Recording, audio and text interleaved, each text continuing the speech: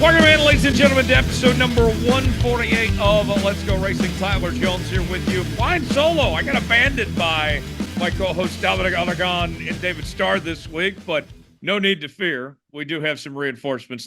Franck is here with me today from Reuters U.S. Motorsports writer. We'll bring him in coming up in just a few moments and get his thoughts on everything going on in the world of NASCAR and in motorsports. As Iowa is in the rearview mirror for the very first time in the NASCAR Cup Series, a big win for Ryan Blaney. We'll discuss that. We'll look ahead to this weekend's race in New Hampshire. We'll go over the top headlines going on in the world of NASCAR and motorsports, and also answer your mailbag questions coming up at the end of today's show as well. Some opening thoughts before we officially bring Lewis in. Big win for Ryan Blaney there this past week at Iowa. I thought Iowa did a really good job, all things considered. I think we were all pretty nervous heading into this weekend, if we're going to be honest with you, with only half the track being repaved and the question marks surrounding the next-gen car on these short tracks. As we've seen, the track record hasn't been good, hasn't really improved. And then also Goodyear. What was Goodyear going to bring for a tire in all this? And for the most part, we had a pretty solid race. And Blaney, I thought going into 2024, despite being the champion, had kind of a chip on his shoulder, if you will, because the talk about Ryan Blaney after last year was, is he really a deserving champion? He only had 3 wins. He didn't win the final race to win the championship like we've grown so accustomed to over the years. And then we saw that slow start with Ford this year. And now, this was kind of a breakthrough win, if you will, I felt, for Ryan Blaney and for Penske to get that done. And I would expect that Blaney is going to continue to contend for wins and for the championship going forward from here. I like the direction Ford has gone over the last couple of weeks. We've seen a lot of improvement across the board, not just Penske, but RFK Racing. Stewart-Haas has been racing better as of late. The front row crew has had some flashes as well. So good things to come from Ford and Ryan Blaney. I thought it was a very good win there on that front. Joining us now, Franck of Reuters U.S. Motorsports writer, covers NASCAR, IndyCar, F1, everything in between, and he joins us right now. Lewis, appreciate you being here, not leaving me out to dry, that I could be here with somebody today. Always a pleasure anytime we get the chance to chat, my friend. How we doing?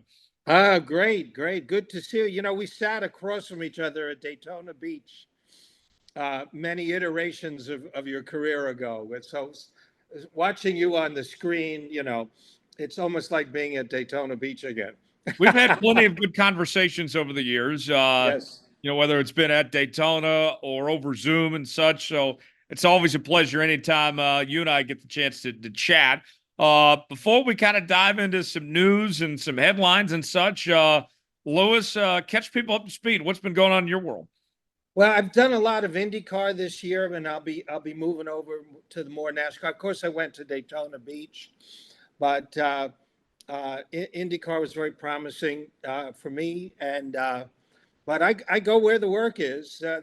They unfortunately Reuters won't send me to Monaco, but I've had. We'll work on that. Yeah, I got to work on that. I've had some very good travel, personal travel. I went to the World War II Museum in New Orleans. If you're interested in history, this is off topic, but I spent 3 days there. Highly recommend. And good food. Okay. Highly recommend. Okay. I also feel like I have to give this update to you about every time you and I get together. It was a couple of years ago. You convinced me I needed a Sam's Club card.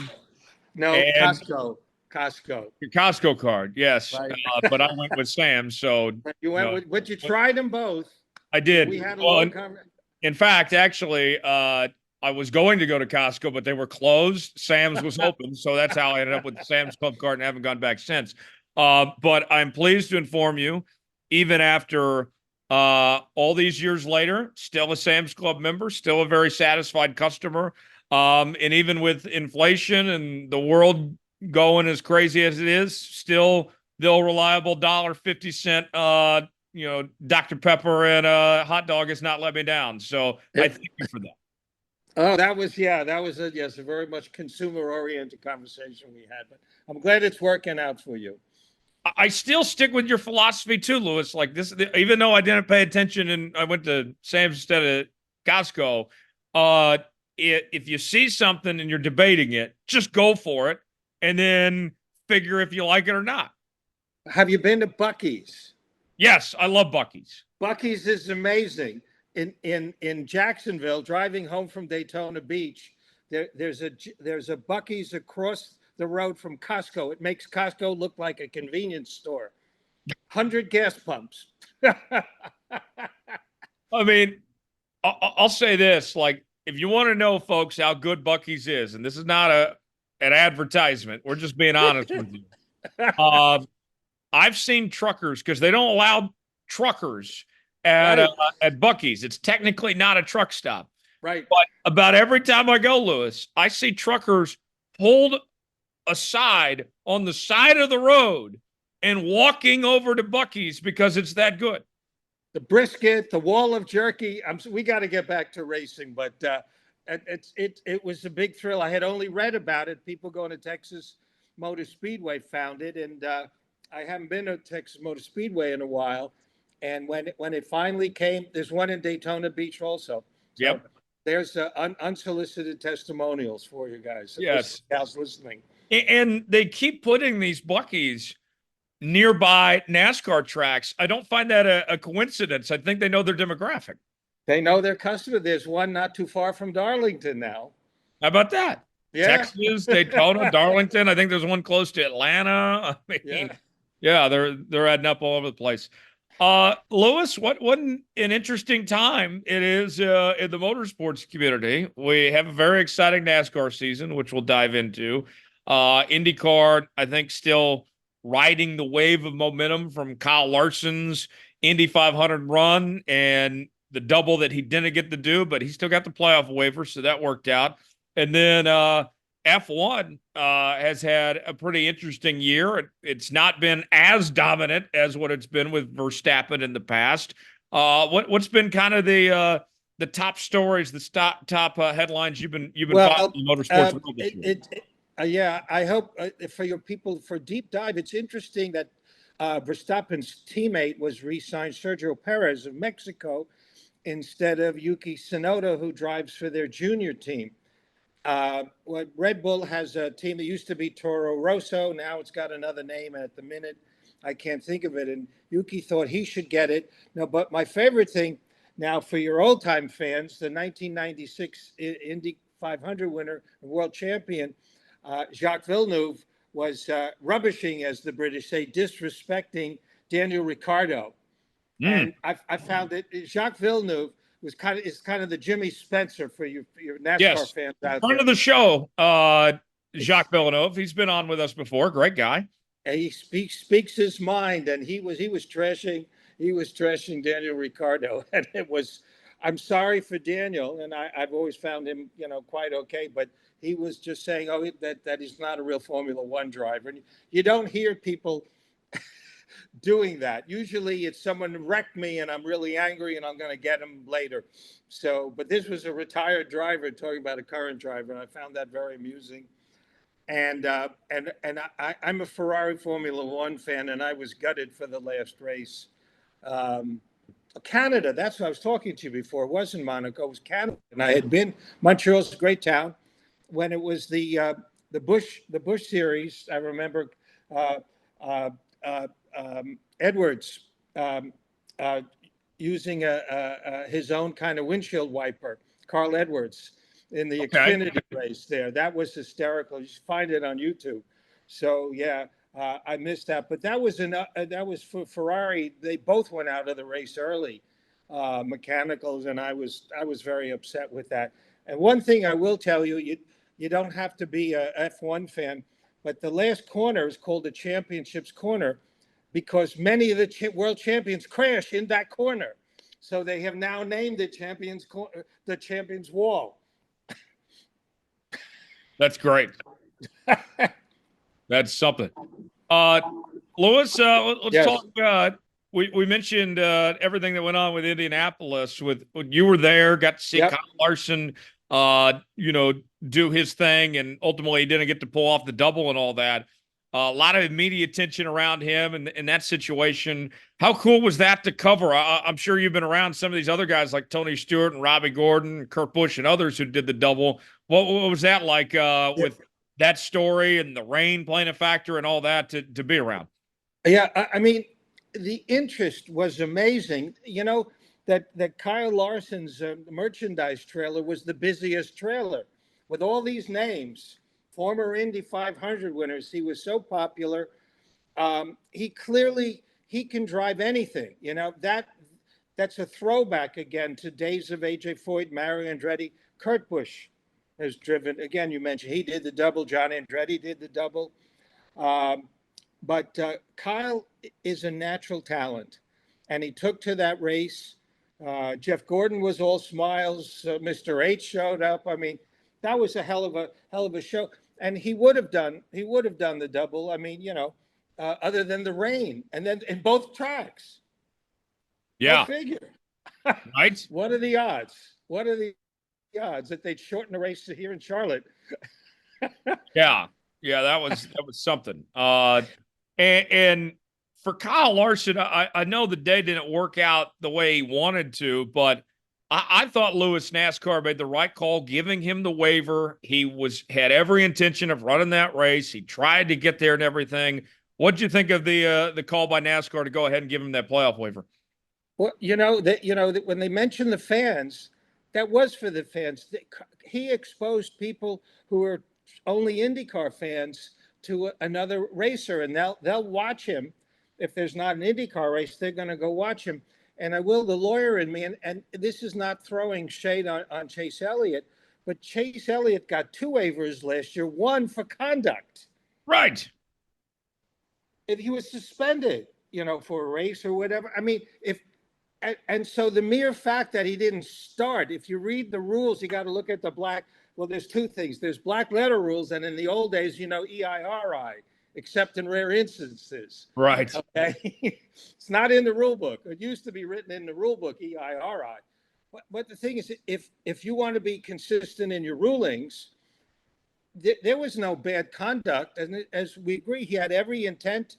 I mean, they had 4 airplanes to bring all the Hendrick people to. I mean, they moved whatever they could do. His intent was to run this. He wasn't abandoning NASCAR, so it Right. was the right move. The fans win because he should run for a championship. Look how strong he was to get to Iowa. I mean, not for that wreck. He would have given Blaney quite the run for his money. He was leading early. So it was the right move, and I applaud NASCAR. I don't know why it took a week.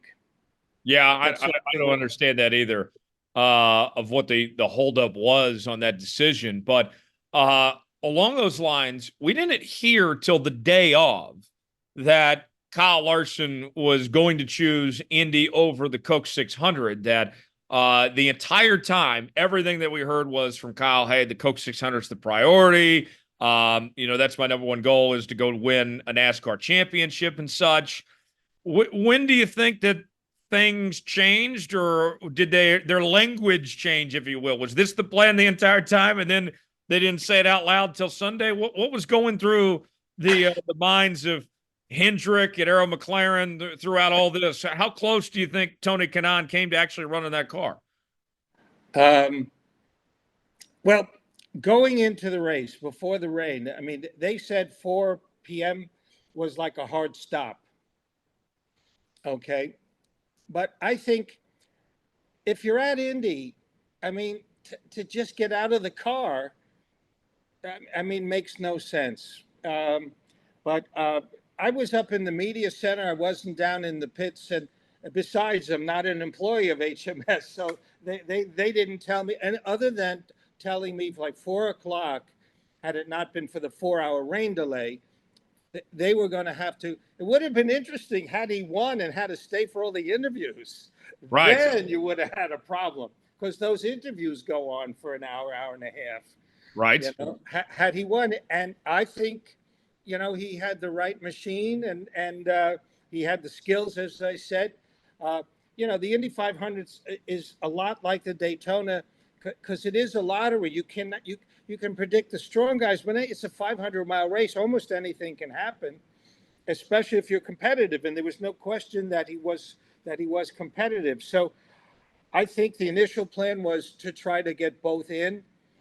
And I don't know about priorities, but somebody made the call. If I had to guess, it was Mr. H. Yeah, I think so. Not Zach Brown. Yeah, and Mr. H was the one writing the checks too. So there you go.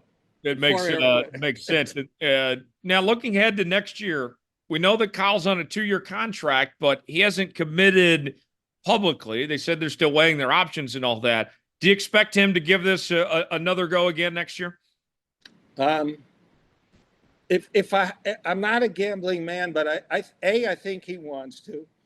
I think the Hendrick organization wants to. So I would just say it wouldn't surprise me. Do I know? I mean, I have no idea, but I don't think it's a one and done. I mean, and what did Kurt do it twice or Tony? Kurt did it once. So Tony came up through IndyCar. Okay, so that's different. Right. So, but I mean, here's the thing. It's as simple as any good racer wants to win the biggest trophy. Right. I could go back in time when Dale Earnhardt, the original senior, came to a banquet honoring, an IndyCar driver. Now, he wanted to race him in the old IROC series, which is coming back, by the way. Racers want to be, if you're really, at the top of your game, you measure yourself not only as people in your series, but other racers. This is the ultimate trophy. There's only so much money you can spend, but that trophy means a lot. It's more, I can't understand it as a civilian, but it really means a lot. Any champion driver I've ever met, of course they want the money, but beating all the competition, that's what they do. And again, back in the days of AJ and Mario and Dan Gurney he only ran the road races in NASCAR. Jimmy Clark ran the road races at Riverside, and he ran Indy as well as Formula One. So the idea is your first step is to be the best in your chosen series. And then the next step is beat everybody else. And that's important to someone, especially like Kyle and Mr. H. Right.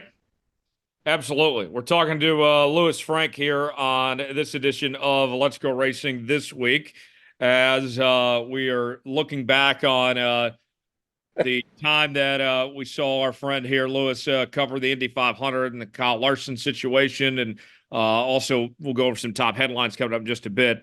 The winner of that race, Josef Newgarden, has made it no secret that he would like to potentially run the double. I know that there's some Penske drivers in the past that have indicated interest, but never got the opportunity. Do you see that happening? Do you see Roger Penske letting him potentially do that next year or in the future? Roger is what, 87 now? Oh, yeah. And Roger's a racer. He was a winning sports car driver before he became a car dealer and then the head of Penske Auto Group. I think Penske, again, it's kind of the same rules. You win a championship in an Indy 500. You want to do the 600, just cross the road, not literally from Mooresville, but it's not that far. Right. And I mean, he brought Sam Hornish Jr. from IndyCar to NASCAR. Unfortunately, not with the type of success. He just didn't quite adapt the same way. But again, it wouldn't surprise me. Is it as definite as Hendrick Motorsports? No. But it won't surprise me if that happens sometime.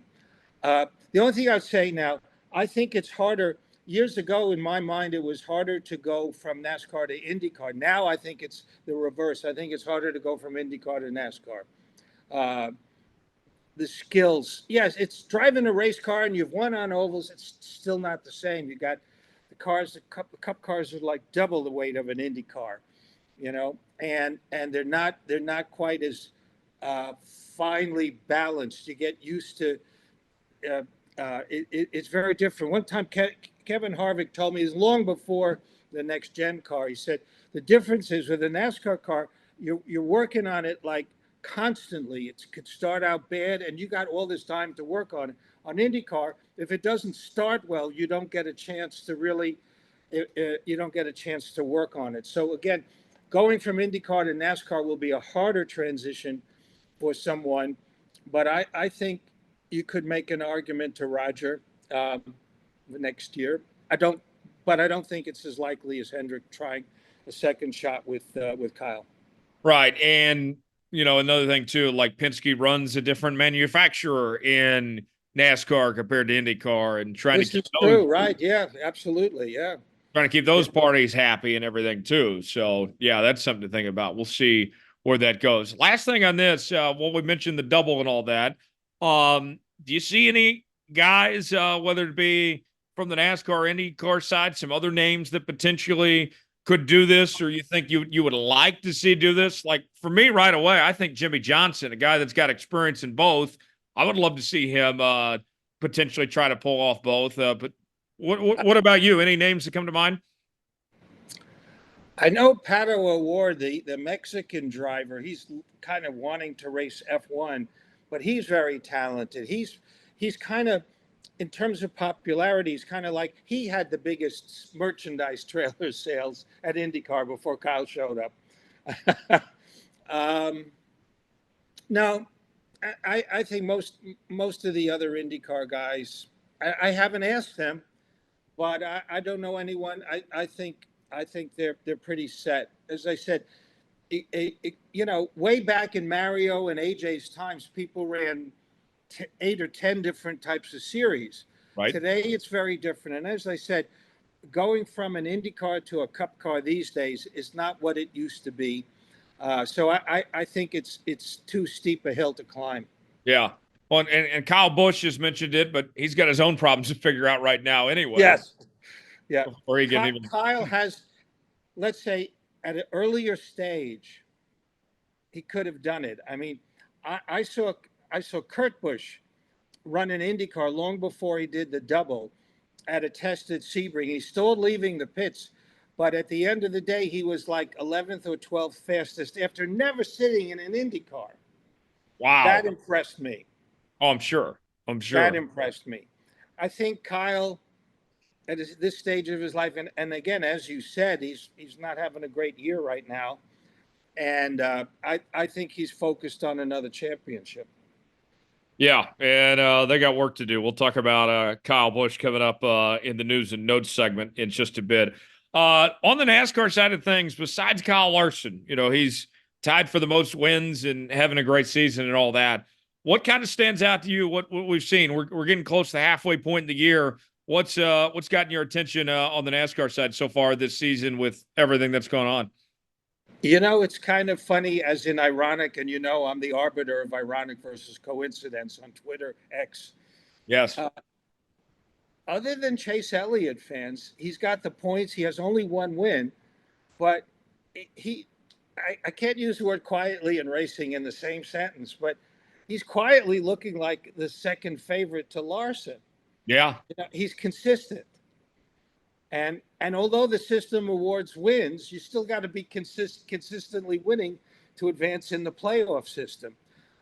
So that's the story that not too many people are writing about, unless you are a really hardcore Elliott fan. Of course, the Truex announcement, which we knew was kind of coming, and another champion. I won't say want to win. They all want to win at the top. I'm just going to click on my standings here for a second. Logano, he was champion 2 years ago and still doesn't have a win. And he's definitely, if it's not the actual bubble, he's on a bubble, in the standings. And you've got Bubba Wallace is outside the numbers. And I was looking at it, Buscher and Suarez has the win. Yep. and again, all the Stewart-Haas drivers, Yeah, they're driving, they're driving for a ride next year.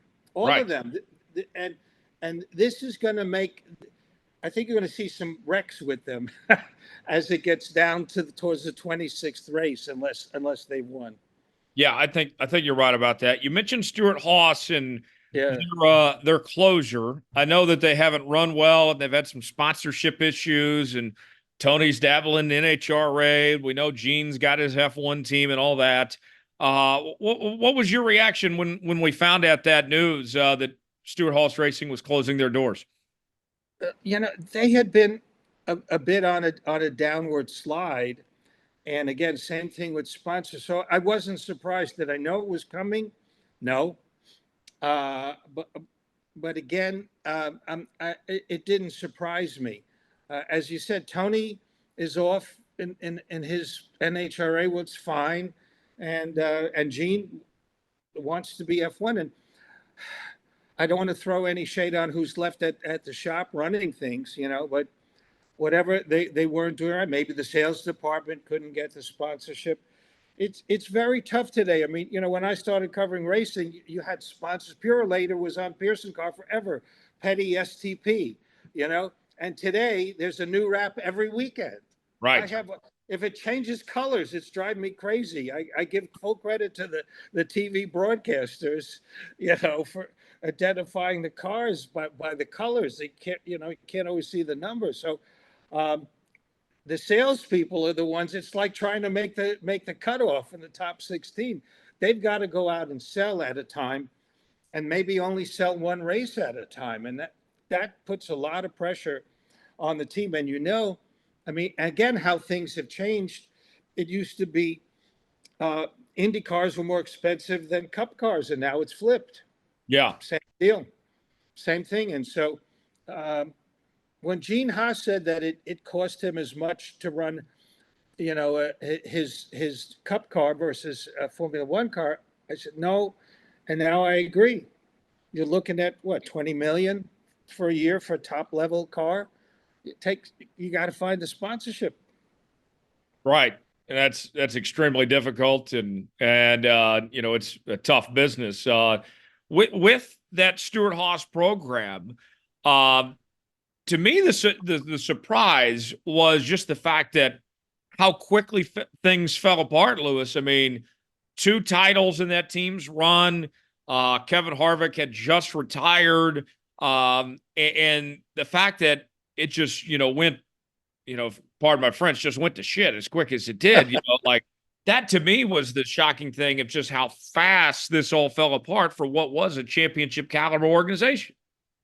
Well, again, the owners are talking about a new deal, and NASCAR has got their idea of a new deal. These franchises don't last forever. And it was like, are we going to invest X more million, and do we want to spend our money and then maybe lose a franchise or something? So, I mean, there's a lot of moving parts in that, and how fast, but we don't see what goes on behind the shop doors. So Right. this is probably going on since the end of last year. Yeah, you're probably right about that. And sponsorship deals sometimes are done as early as this time of the year. So it could have been going back as far as June or July of 2023. You mentioned the charters and the franchising and all that. That's an ongoing negotiation between NASCAR and the teams, and that doesn't seem like there's an end in sight in that situation. What's kind of your takeaways on what's going on between those negotiations? Yeah, this is funny. I practiced civil law for 25 years, and it's got to be a good settlement is when both sides leave the bargaining table unhappy. Right. And right now we're not they're both unhappy now, and they're still at the table. So I don't know. And NASCAR holds, they really hold the power in this. The whole idea of the charter system was that people do invest the time with money and sweat equity has something. But if you don't have unlike, again, and you cover more of the professional sports than I do, but you own that license or franchise or whatever, and you're able to sell it. And yes, the charters have been going up and up, but maybe they hit a maximum, and so I'm thinking that the Stewart-Haas, they couldn't sell the charter based on the current system of renewing it. And Yeah, that's why I think this goes back to a year ago rather than suddenly. right, right. I think you're on to something there. Let me ask you one more thing before we get to some headlines going on across the sport. We mentioned Blaney at the top of the show, getting that win at Iowa. How big was that for him? And what do you think about the 12 team's chances to defend their title here? Well, I have to start off by saying inviting 80 people and getting them all in victory lane. Again, a highlight of the year. I don't know if you saw the picture, Yes. but that was terrific.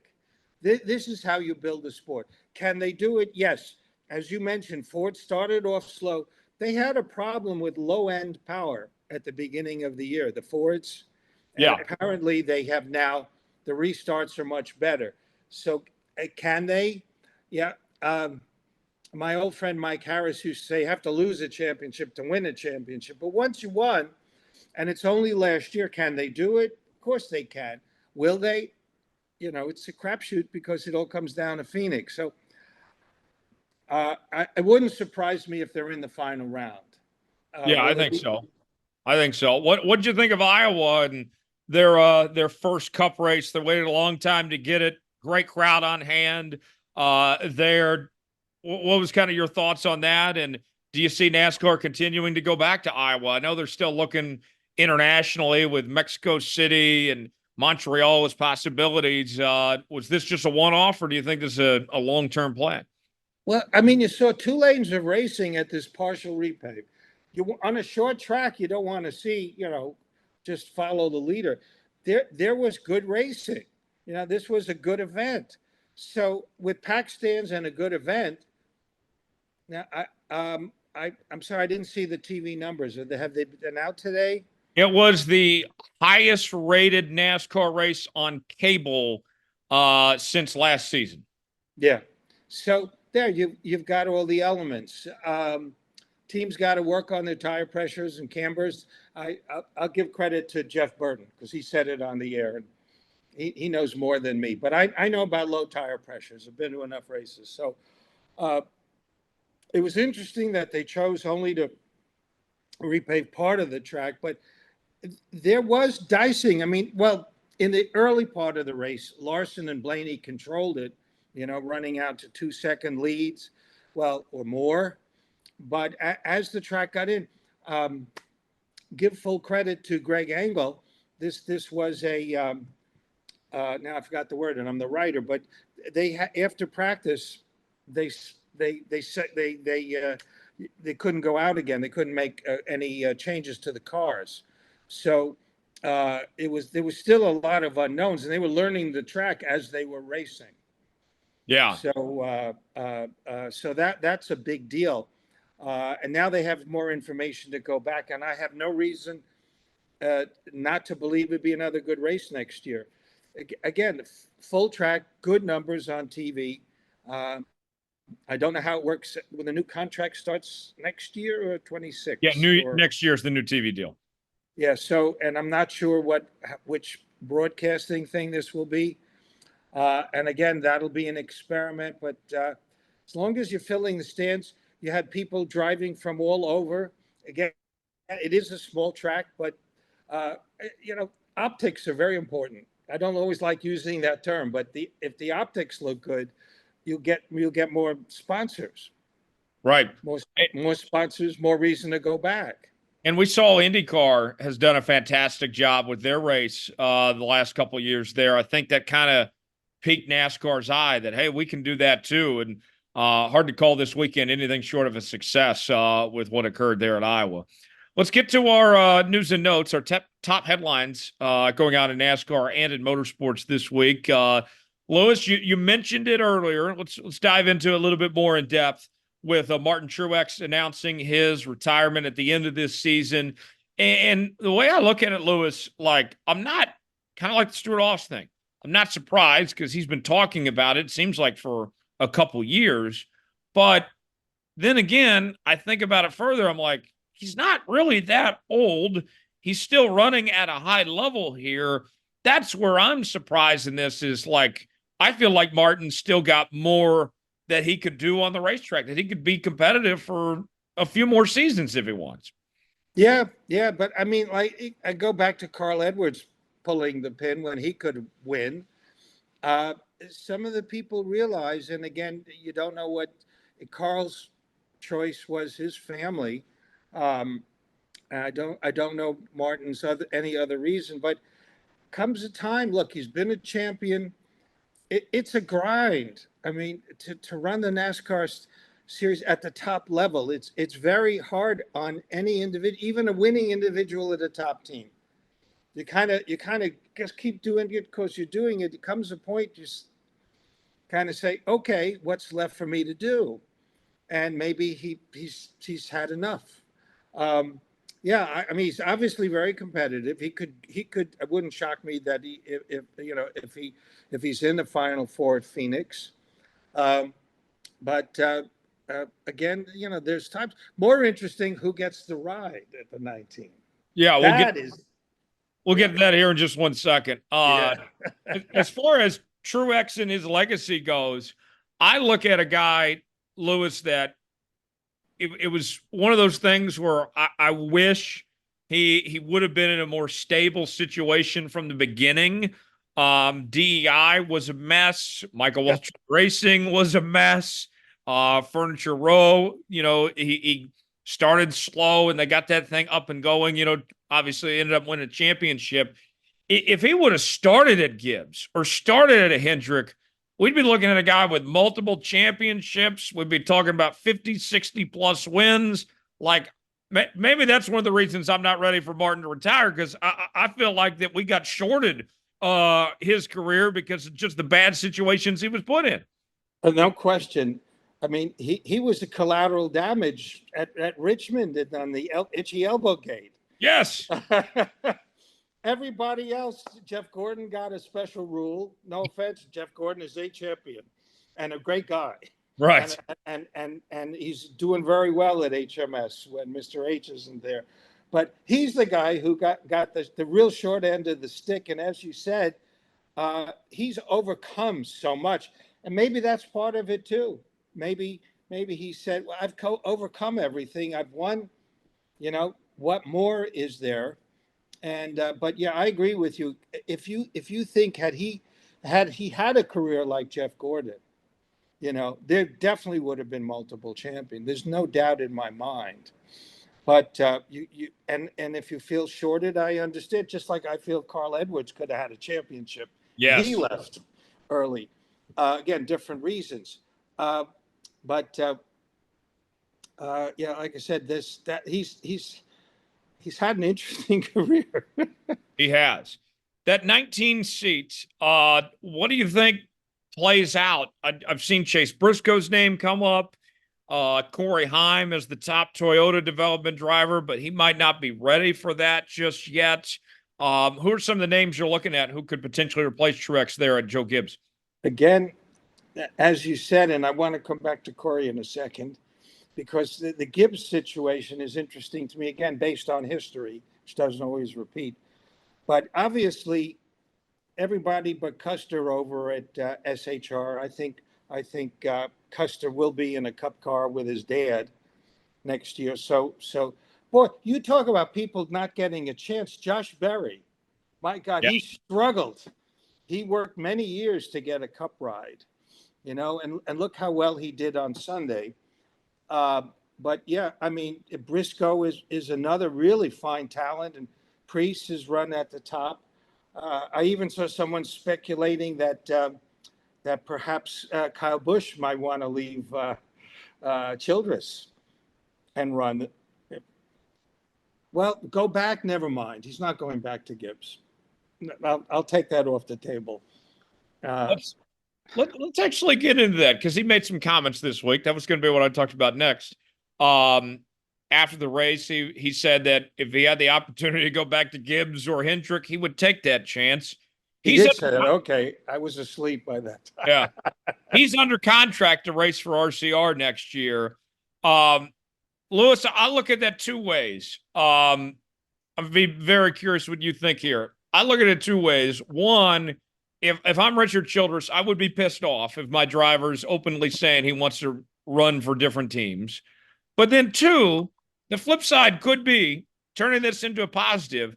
That could also send a message to that team that says we need to do better, that we need to figure this out and get this going, be the wake up call they need. What perspective do you see on Kyle Busch's comments there? Well, again, if you throw back to Childress, Tyler Reddick was just about out the door when he won the Brickyard, Right. with Childress. So, I mean, again, there's precedent for this. Kyle Busch left Gibbs because he thought he's worth X dollars, and he made that plain. And even Coach said, I can't afford him. When M&M's went away, they didn't have the sponsorship to pay him. Right. But now, again, he's racing for championships, like I brought up earlier. And if you got a chance, to kiss and make up, then perhaps he's obviously very frustrated. Right. And so his statements, I don't think there'll be a seat at Hendrick. No, I don't think there'll be a seat there. So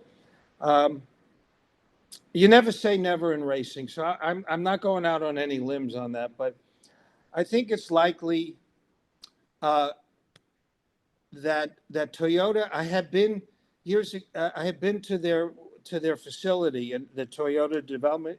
It's amazing. I'm surprised that the other manufacturers don't have anything quite like it. I mean, it's not only a gym, it's not only a diet, it's psychological. It's so many things. It's very well done. This is no accident. This takes care of the whole driver. And again, looking at precedents, you look at Joey Logano, and he started too young, although he won an Xfinity championship, right, with Gibbs. Right. So it didn't work, but the magic happened over at Penske. So Heim is pretty young, and maybe if Dave Wilson likes him, head of TRD, right, he talks to Coach. I think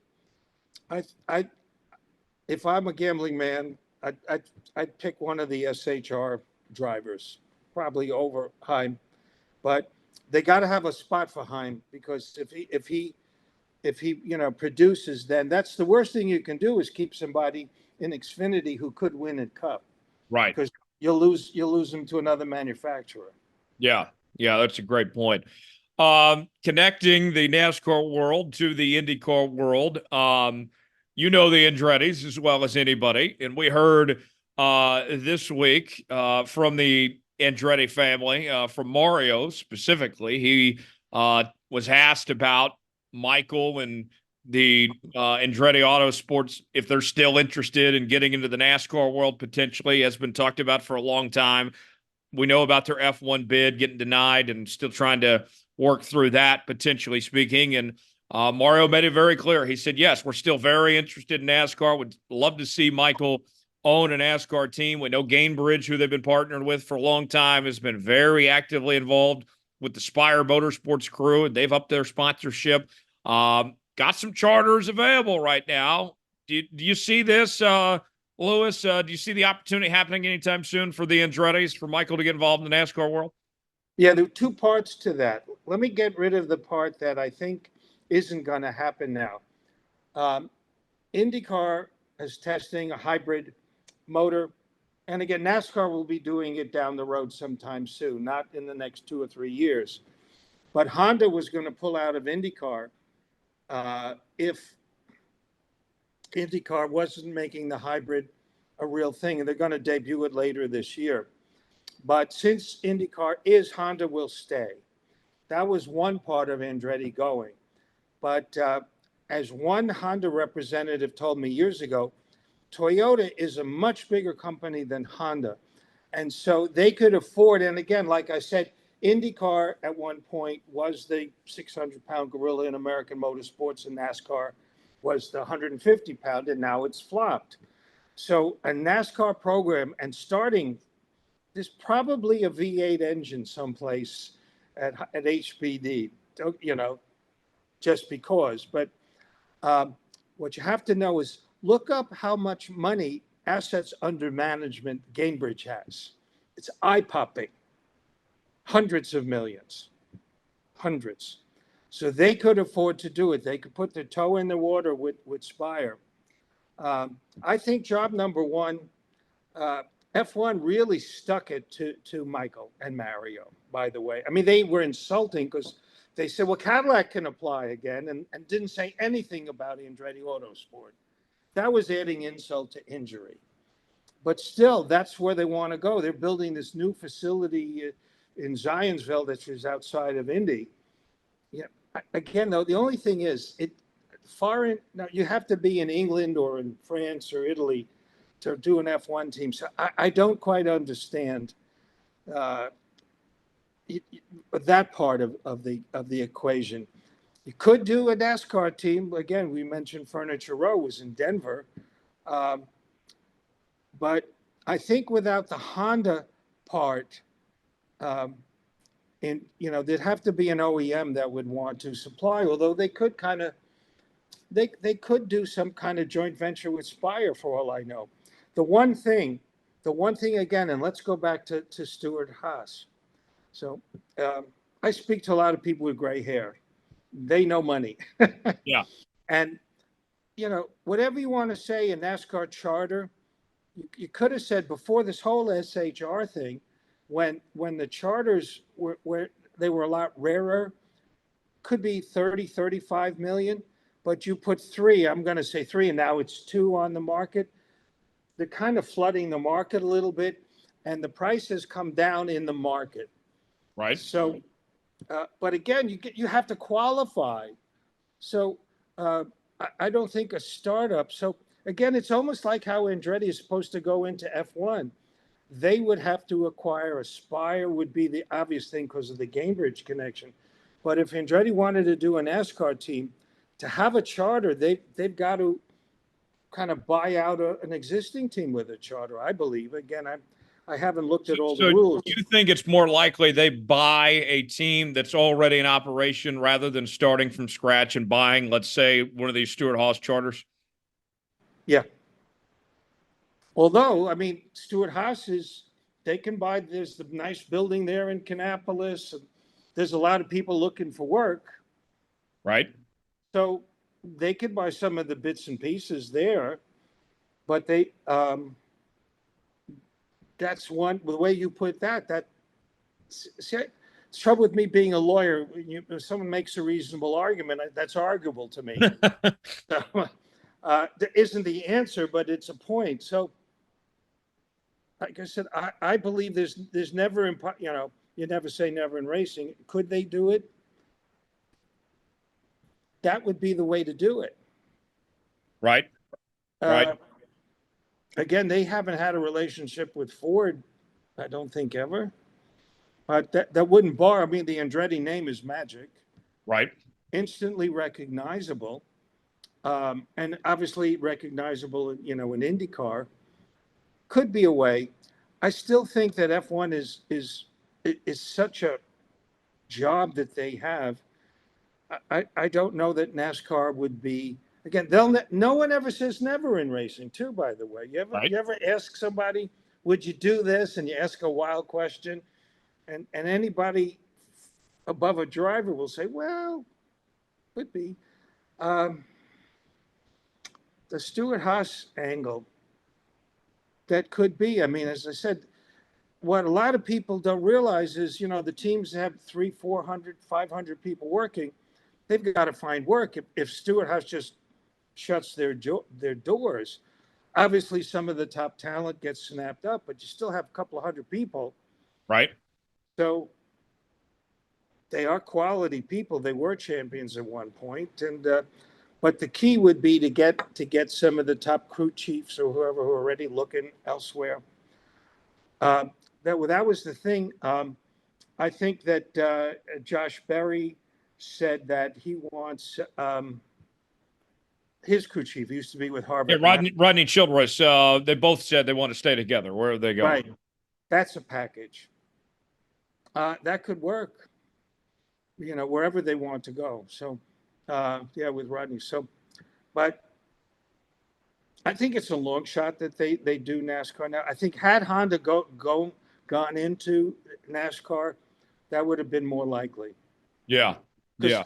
They won't be the top Ford team. Right.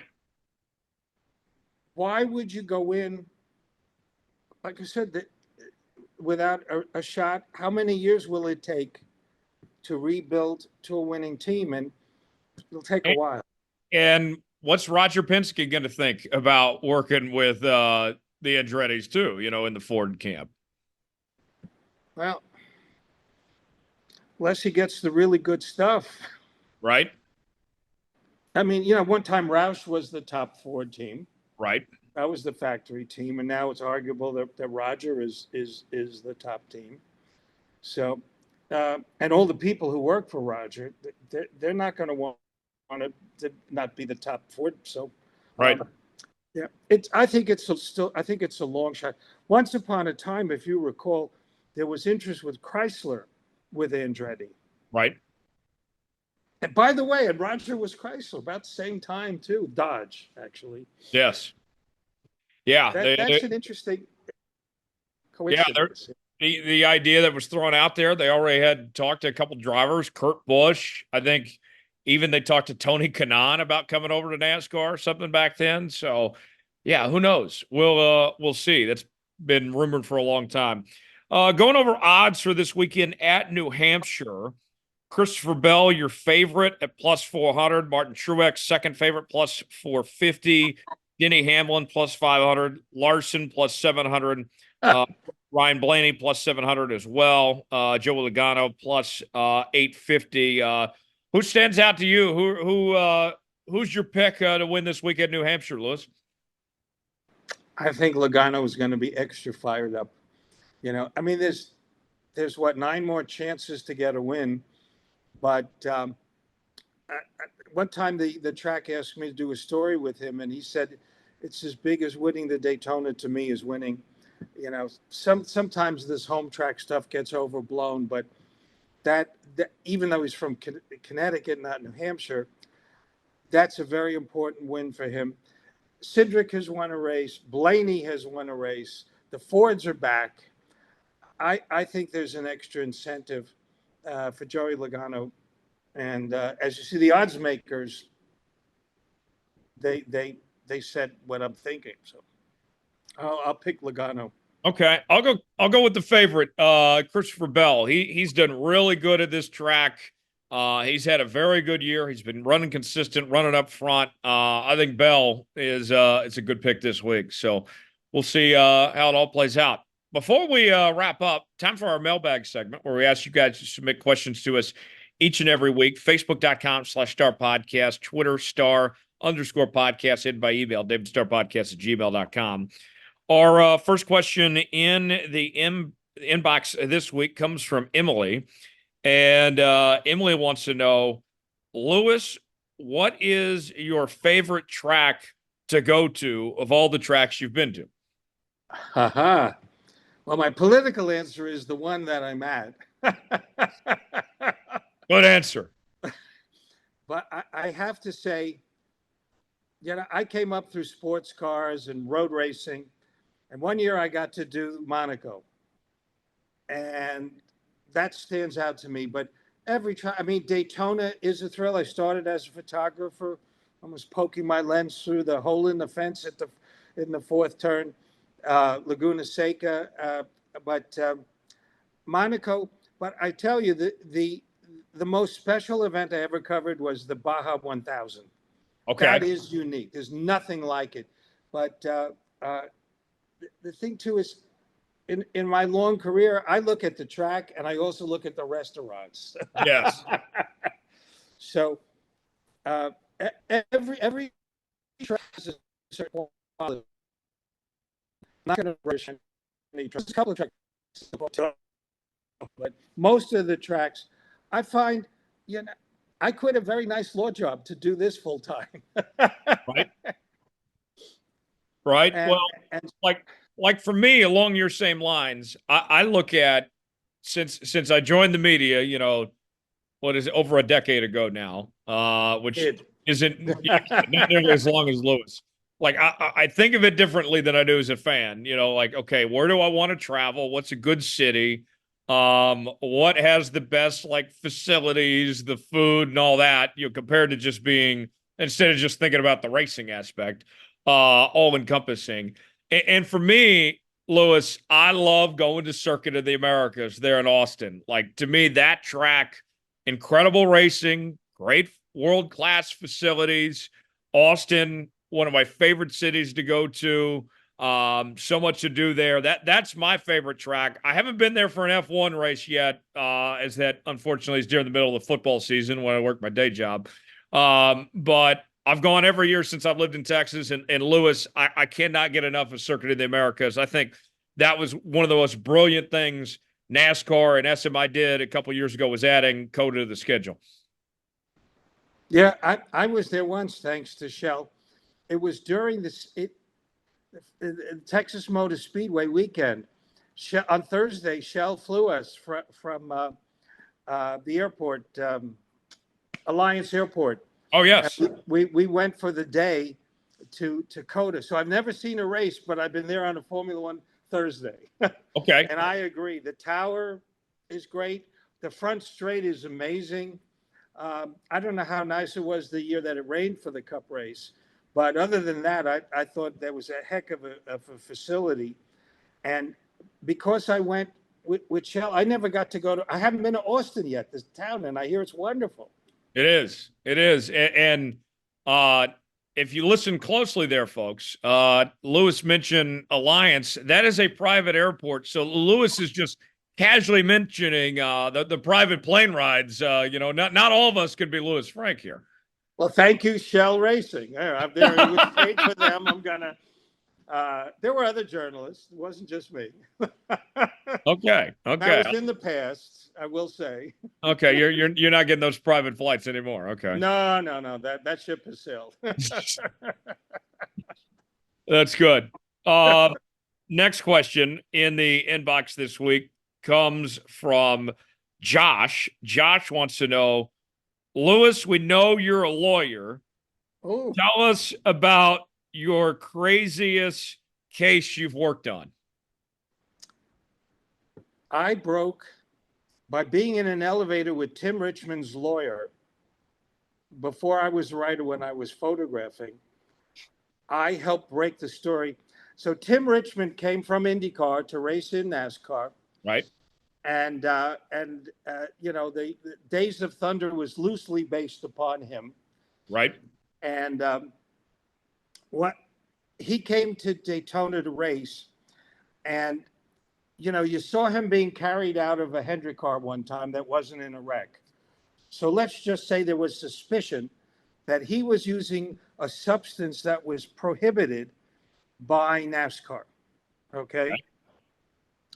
So he shows up at Daytona Beach and they test him again.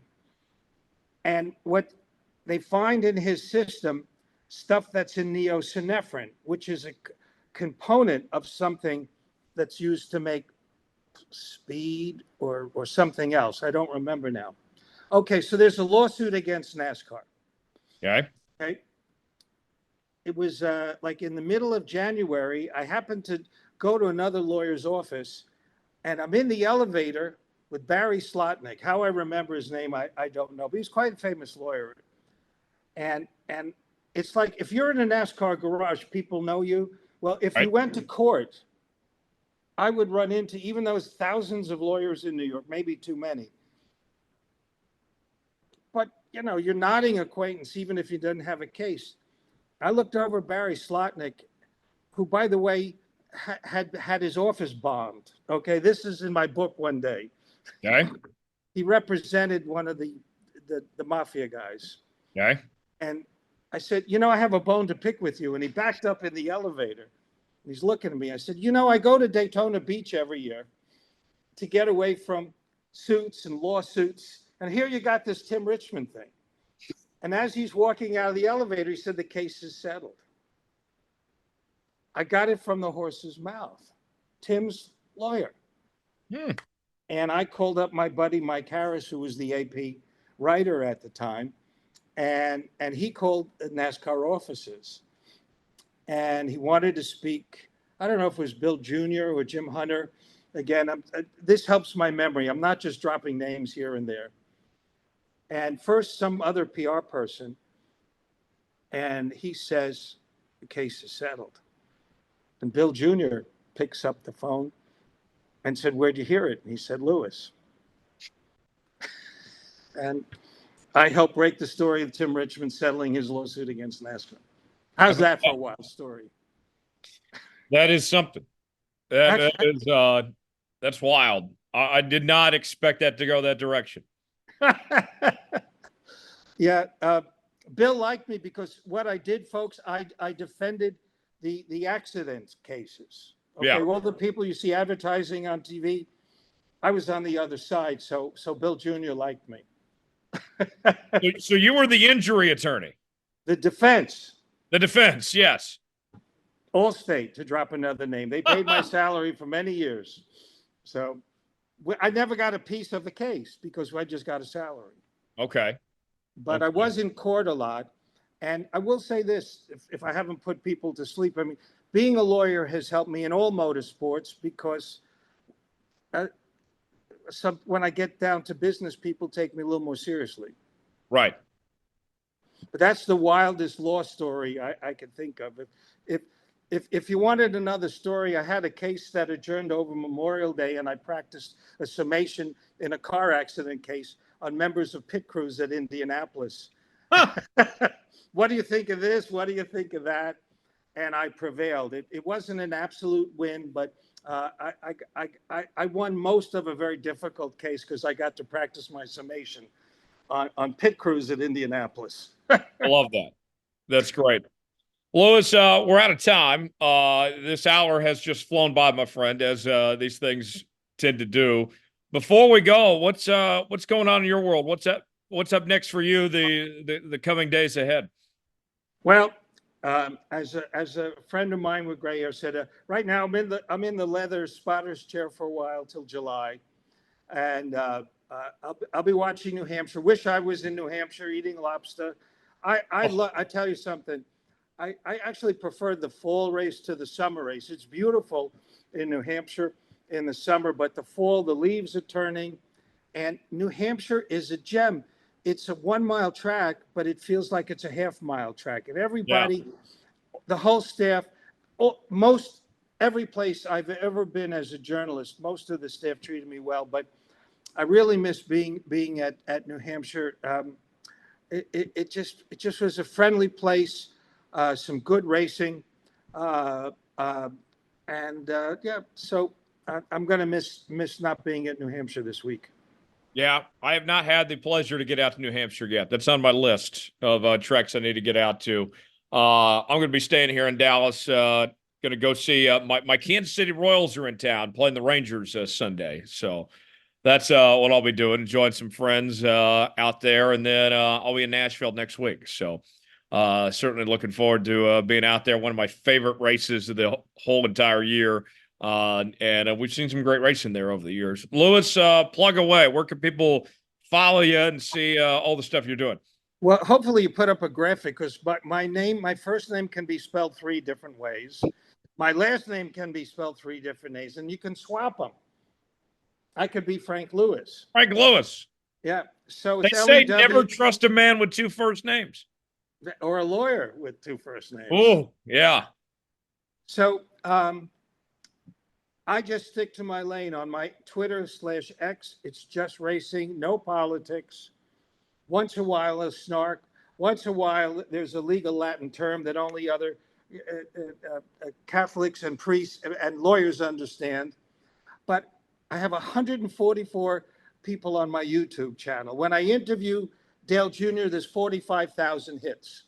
But you really need to go just once or twice. I did. David Hobbs was a Formula One driver. Yes. Who eventually came. He ran in NASCAR. I have 2-minute clips of what NASCAR sounds to like an Englishman. So okay. YouTube is the same thing. Franck, Lewis Franck. He is hysterical. And I recommend that those two plugs. There you have it. He's Louis Franck joining us here on Let's Go Racing this week. That will do it for this week's show. As always, subscribe for new episodes each and every week. Apple, Spotify, Google Podcasts, YouTube, wherever you listen to podcasts. Download us each and every week for free. Subscribe to the channel as well. YouTube, Spotify, Apple, Google Podcasts, all major podcast platforms. Follow us on social media. Facebook.com/Star Podcast, X at Star Podcast. You can also email us at davidstarpodcast@gmail.com. That will do it. We'll put the checker flag out on this edition of Let's Go Racing. For Louis Franck, David Starr, Dominic Aragon, I'm Tyler Jones. Thanks so long. It's been another edition of Let's Go Racing. We'll see you next week.